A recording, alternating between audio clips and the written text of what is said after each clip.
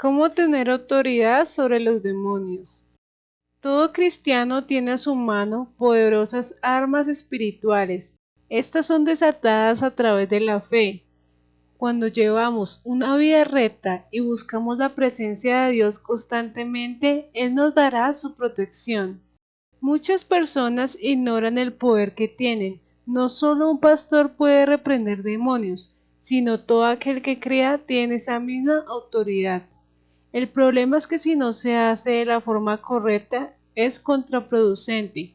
No se trata de ser perfecto, se trata de renovar cada día nuestra mente para que nuestras acciones y carácter reflejen a Jesús. No podemos por nuestras propias fuerzas desterrar la maldad.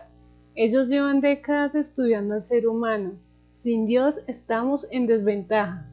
Por eso necesitamos la fuerza y la protección que solo nos da Jesucristo. Por su sacrificio en la cruz todo demonio es ahuyentado y tiene que obedecer. Jesús nos dice claramente en su palabra que el que cree moverá montañas, y estas señales seguirán a los que creen. En mi nombre echarán fuera demonios, hablarán nuevas lenguas, tomarán en las manos serpientes, y si bebieren cosa mortífera no les hará daño. Sobre los enfermos impondrán las manos y sanarán. Marcos 16, 17 al 28. Ahora bien, la fe es la garantía de lo que se espera, la certeza de lo que no se ve. Gracias a ella fueron aprobados los antiguos. Por la fe entendemos que el universo fue formado por la palabra de Dios, de modo que lo invisible no provino de lo que se ve. Por la fe Abel ofreció a Dios un sacrificio más aceptable que el de Caín, por lo cual recibió testimonio de ser justo, pues Dios aceptó su ofrenda y por la fe Abel, a pesar de estar muerto, habla todavía. Por la fe Enoc fue sacado de este mundo sin experimentar la muerte.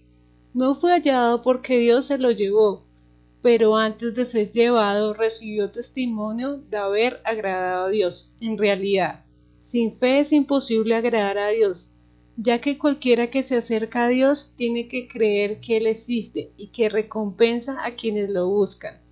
Hebreos 11:5. Todos ellos vivieron por la fe y murieron sin haber recibido las cosas prometidas, más bien las reconocieron a lo lejos y confesaron que eran extranjeros y peregrinos en la tierra. Al expresarse así, claramente dieron a entender que andaban en busca de una patria.